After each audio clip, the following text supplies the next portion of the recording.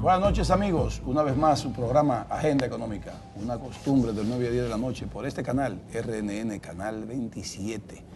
Hoy tenemos al diputado Rafael Crespo, Rafael Tobías Crespo Pérez, que José Manuel Luna Valiente, mi hermano, y yo vamos a hablar con él sobre el anteproyecto de ley, todavía un anteproyecto de ley, ¿cierto? Proyecto de ley, sí. De mejorar este tránsito, señores. Alguien se está poniendo los pantalones con esto y es un diputado joven. ¿Qué edad tú tienes, Rafael? Todavía lo puedo decir, 44 años. 44 años. A punto de no decirlo. Babyface. Bueno, un diputado de la República está con nosotros, amigo. Un honor, Rafael, tenerte por acá. Gracias. Rafael, yo en ausencia del aire, como dicen, fuera del aire, yo estaba discutiendo contigo el tema y me dijo José Manuel, pero vamos a esperar que lleguemos al aire para tomar las discusiones, porque yo estoy muy escéptico con todo este proyecto de ley, porque ley hay de más, lo que no se está respetando la ley. O sea, aquí no la respeta nadie. De hecho, hay me voy a reservar el nombre, que es diputado también, que es el dueño de este país, ¿eh? O sea, ese no hay quien le ponga reglas de tránsito. Y él no va a votar por tu ley, me imagino. Explícanos un poco en términos generales de la ley. Bien, buenas noches, Ezequiel. Buenas noches, José Manuel, y también al público que está en sus hogares. Para nosotros es un placer que nos hayan invitado a este programa y desde el punto de vista de esta iniciativa, que es un proyecto de ley, nosotros no estamos escépticos, nosotros tenemos un gran optimismo porque yo digo siempre que solamente un gran soñador hace realidad un gran sueño y para que las cosas se hagan uno debe pensarlas. Nosotros tenemos con este proyecto alrededor, primero cuando fuimos director general de Tránsito Terrestre, el expresidente de la República pues instruyó al ingeniero Andino Peña para que a través de la OPRE pues se conformara una comisión en la cual nosotros estuvimos junto con el reverendo Manuel Estrella, pues trabajando todas las discusiones de consenso, pero primeramente en el sector oficial, le hace la Dirección General de Tránsito Terrestre, la Oficina Técnica de Transporte, la OPRED, FONDET, lo que tiene que ver con la ONSA, aduanas e impuestos internos. Y preparamos un anteproyecto de ley que fue sometido por el expresidente de la República en septiembre del 2009. Pasó 2 periodos, perimió en el Senado, porque fue a una comisión de un partido opositor y por ende le tocaba de nuevo al expresidente de la República volver a reintroducirlo. Ahí entramos entonces en un periodo electoral que siempre hay algunas iniciativas que generalmente pueden esperar y finalmente el presidente lo envía al CONARE, al doctor Marcos Villamán, pero ya para darle un esquema a este anteproyecto de ley bajo lo que es un Estado de Derecho y ajustado a la nueva Constitución que se iba a proclamar en el 26 de enero del año 2010. Pues finalmente nosotros trabajamos un documento, pero ya con un consenso más amplio. Y ahí se consultaron a todos los transportistas, a todos los empresarios del transporte, al sector privado, al CONEP, a la IRD, a CADOAR, a COFABE y todas las instituciones que tienen que ver con el sector de tránsito y transporte y con la movilidad, los ayuntamientos también, y así instituciones que también tienen que ver con la educación vial y se preparó un proyecto de ley que fue el que finalmente nosotros sometimos el 17 de agosto del año 2011.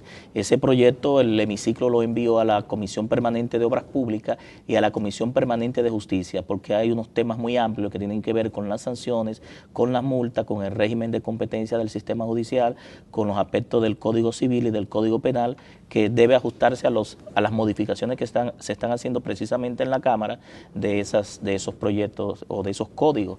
En ese sentido también en la Comisión de Obras Públicas le hemos consensuado con todos los sectores y ya a nivel general solamente nos falta en la parte municipal la FEDOMU y la Liga Municipal Dominicana para finalmente abrir unas vistas públicas para que a todo aquel ciudadano que considere que pueda aportar al proyecto, pues pueda hacerlo para nosotros entonces presentar un informe ya con modificaciones. ¿Por qué con modificaciones? Porque luego de haber escuchado a todo el sector oficial, todas las instituciones que hay, el sector privado, las objeciones que se tienen, el sector transporte y las otras instituciones empresariales, y aparte de eso, la Cámara de Diputados contrató los servicios de una experta argentina que nos ayudó durante 3 meses a preparar algunas modificaciones y a aprovechar las mejores prácticas que se han dado, por ejemplo, en países de América Latina, como son Argentina, Brasil, Panamá,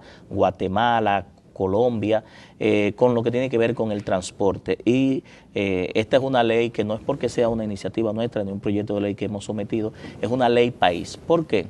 Porque el tránsito y el transporte impacta de manera directa y diaria todo lo que es el sistema económico de un país. Se dice que cuando el transporte, el tránsito se paraliza la economía, porque el tránsito es un medio para lograr la movilidad. Entonces, todas las actividades económicas, comerciales, sociales se dan a través de la movilidad y el transporte es una de esas actividades fundamentales.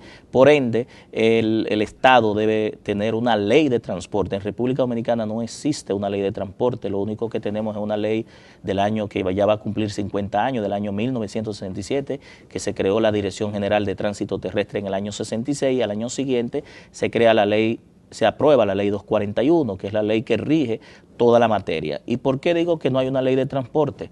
Porque las condiciones que habían del parque vehicular, de la infraestructura vial y de la cantidad de ciudadanos que se movilizaban y de mercancía a nivel de la República Dominicana en el año 67 no es la misma condición que tenemos ahora. Por ende, aunque estamos de acuerdo con usted en los planteamientos de que hay una ley 241 y que hay que hacerla respetar, pero realmente la República Dominicana necesita, y esta ley incluso está ajustada no solamente a la Constitución de la República, sino a la Estrategia Nacional de Desarrollo, que proyecta en 20 años lo que el país que nosotros queremos.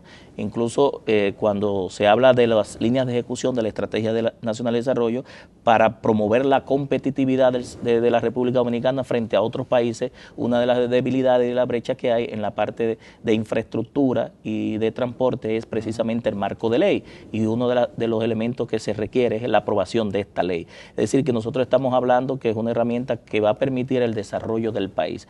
¿Y por qué va a permitir el desarrollo del país? Porque cuando los ciudadanos se movilizan, incluso el sector de transporte genera, y nosotros lo hemos dicho en algunos medios de comunicación, por lo menos en el Distrito Nacional y el Gran Santo Domingo, se dan 3 millones de viajes al día, de ida y vuelta. En ese sentido, si tú pones un precio de 20 pesos, estamos hablando de 60 millones de pesos diarios. Si lo tiras al mes son 120 millones de pesos y si lo tiras al año son 14.000 millones de pesos únicamente en el Distrito Nacional y en el Gran Santo Domingo. O sea, a eso tú le agregas 3 millones de viajes más que se dan interurbanos entre las provincias y los diferentes municipios que no tienen el nivel de movilidad que se tiene en el Gran Santo Domingo. Estamos hablando de casi 30.000 millones, pero a eso le estamos poniendo un precio de 20 pesos. No estamos hablando del sistema de taxi, no estamos hablando de un motoconcho. ¿En qué momento vamos que un motoconcho, como no tiene frecuencia, no tiene ruta, te lleva a cualquier sitio y te puede cobrar 100 pesos, 50, un costo mayor. Es decir, que estamos hablando que el tránsito y el transporte moviliza la economía e incluso los flujos de fondos que se generan en ese sector permiten que el sector sea autosostenible. Ustedes sacaron un promedio del costo del pasaje. Sí, de 20 pesos, pero por viaje, no de ida y vuelta, claro. Es decir, estamos hablando por viaje. Pero si a eso tú agregas también el impacto social, ¿por qué? Hay datos que han salido a relucir que una gran parte de la empleomanía de la República Dominicana tiene ingresos por debajo de 10.000 pesos.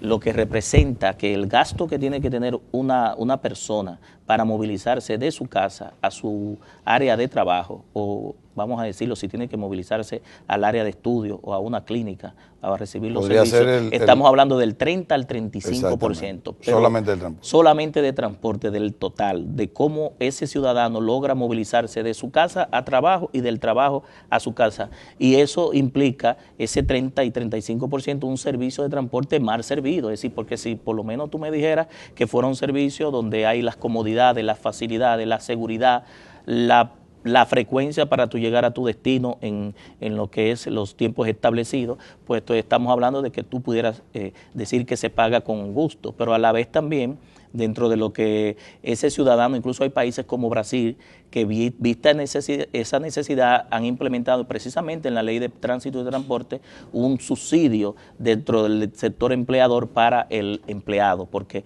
es una gran preocupación para una empresa la movilidad del empleado de llegar a su área de trabajo y cómo llegar a su casa, pero a la vez a las 12 del mediodía, cuando tiene que comer también, dónde va a comer y cómo se moviliza. Es decir, que países de la misma Latinoamérica han visto que el costo que incide el transporte en el ingreso de un empleado promedio resulta muy alto comparado con los otros gastos que pueda tener con esos ingresos, pero a la vez tiene...